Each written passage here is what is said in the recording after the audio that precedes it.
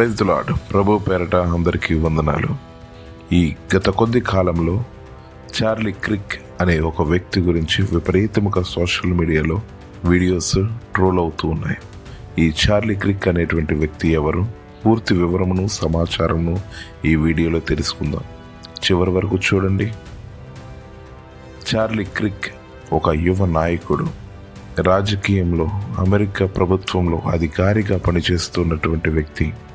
అంతేకాక క్రీస్తు విలువలను అందరికీ కూడా తెలియచేస్తూ ఉన్నటువంటి వ్యక్తి. ఈయన తల్లిదండ్రులు తనను దేశభక్తిలోను క్రమశిక్షణలోను పెంచాడు. యువకుడిగానే ఆ యొక్క దేశ చరిత్ర పట్ల, రాజకీయం పట్ల అతనికి అపారమైన ఆసక్తి కలిగింది.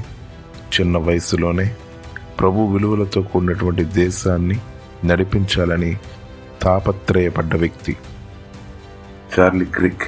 ఈయన పూర్తి పేరు చార్లెస్ జేమ్స్ క్లర్క్. ఈయన జన్మించింది 1993 అక్టోబర్ 14. ఈయన జన్మస్థలం అమెరికాలోని ఇల్నాయిస్లోని అర్లింగ్స్టన్ హైట్స్. ఈయన చదువు హార్పర్ కాలేజ్లోని కొంతకాలం చదివి కానీ మధ్యలో వదిలి న్యూయార్క్ సిటీలో కింగ్స్ కాలేజ్లో కూడా డిగ్రీ పూర్తి చేయలేదు. వెస్ట్ పాయింట్ అకాడమీలో అడ్మిషన్ కోసం దరఖాస్తు చేసుకున్నాడు కానీ కాలేజ్ తిరస్కరించింది. డిగ్రీ పూర్తి చేయనటువంటి వ్యక్తి అనేక మందిని బలపరుస్తూ, అనేక మందితో తర్కిస్తూ చార్లీ క్రిక్. ఈయన ఒక రాజకీయ కార్యకర్త, మీడియా హోస్ట్, వ్యాపారవేత్త. ఈయన టర్నింగ్ పాయింట్ USA అని యువకులకు కన్సర్వేటివ్ విలువలు బోధించే సంస్థకు వ్యవస్థాపకుడు, CEO. ఇది 2012లో ప్రారంభించాడు. అంతేకాక turning point action, turning point faith అనే సంస్థలను కూడా నడిపాడు. ద చార్లీ క్రిక్ షో అనే రేడియో పాడ్కాస్ట్ ప్రోగ్రామ్ కు హోస్ట్ గా వ్యవహరించాడు. ఈయన కొన్ని పుస్తకాలను రాశాడు. వాటిలో ముఖ్యమైనది ద టర్నింగ్ పాయింట్ మరియు ద రైట్ వింగ్ రెవల్యూషన్. అమెరికాలోని పాశ్చాత్య దేశాల్లో కన్సర్వేటివ్ విలువలు కాపాడే విషయమై ఈ పుస్తకాలను రచించాడు. 2016లో రిపబ్లికన్ నేషనల్ కాన్ఫరెన్స్ లో అతి పిన్న వయస్కుల స్పీకర్లో ఒకడు. సాంప్రదాయ రాజకీయాలలో యువకులందరిలో ప్రతిభావంతుడిగా ఎదిగాడు. ఆయన ప్రత్యక్ష ఎన్నికలలో ఏ పదవిని తీసుకోలేదు కానీ ప్రభుత్వానికి దగ్గరగా ఉండి విలువైన పాత్రను పోషించాడు. అమెరికా అధ్యక్షుడు డొనాల్డ్ ట్రంప్ మద్దతుదారుడుగా, అంతేకాక యూత్ లో కన్సర్వేటివ్ ఉద్యమాన్ని నడిపించాడు.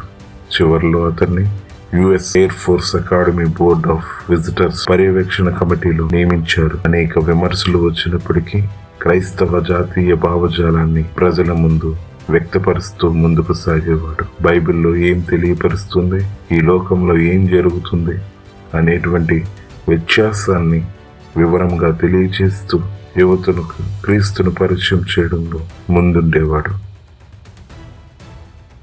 2021లో ఎరికా ఫరాంజ్వేతో వివాహము జరిగింది. 2022లో వారికి పాప జన్మించింది. కుటుంబం ఎంతో ఆనందంగా, సంతోషంగా ప్రతి శనివారం కుటుంబంతో ఎక్కువగా గడపడానికి సమయమును కేటాయిస్తూ ఉండేవాడు. తన క్రైస్తవ విశ్వాసము ఆయన బోధనలకు మూలమైంది. అనేక మంది యవ్వనస్తులను దేవుని వైపు తిప్పడమే బాధ్యతగా ముందుకు సాగాడు.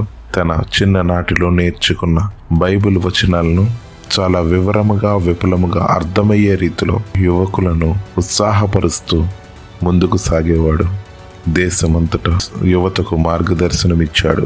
మీరందరూ స్వేచ్ఛను కాపాడాలని పిలిపించి మీరు చేస్తున్న అనేకమైన పాపాలను గురించి ఎత్తి చూపుతూ వారిని విమర్శిస్తూ పరిశుద్ధ గ్రంథంలో ఏ విధంగా ఉంది, మీరు ఏ విధంగా నడుచుకుంటున్నారనేటువంటి ప్రతిదీ కూడా విపులముగా వారికి అర్థమయ్యే రీతిగా ఎదుటి వారిని మాట్లాడలేనటువంటి ప్రశ్నలు వేసి వారిని సంధిస్తూ ఉండేవాడు. సమాజానికి, దేశానికి సేవ చేయడమే నిజమైన నాయకత్వం అని అందరికీ నేర్పే ప్రయత్నం చేశాడు. చాలా కఠినమైనటువంటి విమర్శలు ఎదురైనా, అనేక చోట్ల బెదిరింపులు వచ్చినా తన నమ్మకముపై నిలకడగా నిలబడ్డాడు. టర్నింగ్ పాయింట్ USA 100 కళాశాలలకు విస్తరించింది. పలు పుస్తకాల ద్వారా తన ఆలోచనలు రాసి అందరికీ తెలియచేశాడు. అమెరికా దేశంలోనే కాక ప్రపంచవ్యాప్తముగా కూడా యువతకు స్ఫూర్తినిచ్చాడు. 2025లో అమెరికన్ కంబ్యాక్ టూర్లో పాల్గొన్నాడు. సెప్టెంబర్ 10, 2015 31 వయసులో యూటా రాష్ట్రంలోని ఒక కాలేజ్ ఈవెంట్లో కాల్పుల్లో మరణించాడు. ఆయన మరణానికి దేశమంతటిని శోకసంద్రంలో ముంచింది. దేశాన్నే కాక ప్రపంచం మొత్తం మీద ప్రతి క్రైస్తవుడు గుర్తు చేసుకున్నారు. I'm a sinner, I'm selfish, I'm broken. You know where you are with. And only thanks to Jesus' perfect sacrifice. You know where you are with. Coming and living a perfect life, that I get something I do not earn but has been given to me, this free gift of eternal life.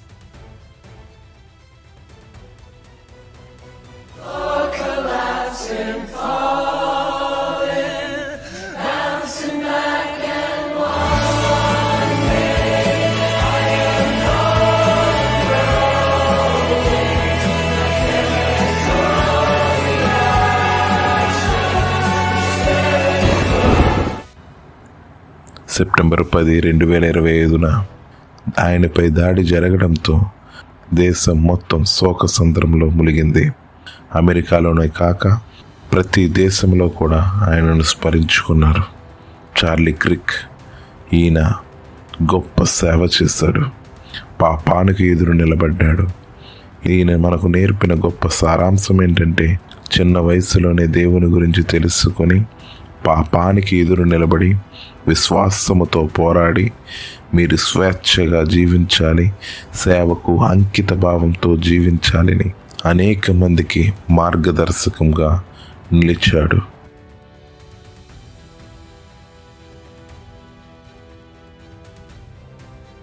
ఇలాంటి మరికొన్ని భక్తుల చరిత్రలు, అపోస్తలుల చరిత్రలు, machineries చరిత్రలు, visual Bible అనేటువంటి రకరకాల ప్రోగ్రాములు ఈ యూట్యూబ్ ఛానల్ ద్వారా మీకు అందించాలని ఆశపడుచున్నా. దయచేసి మీరు మీ తోటి విశ్వాసులకు ఈ ఛానల్ షేర్ చేసి, సబ్స్క్రైబ్ చేసి, మీ విలువైనటువంటి అభిప్రాయమును కామెంట్ రూపంలో తెలియపరిచి లైక్ చేయండి.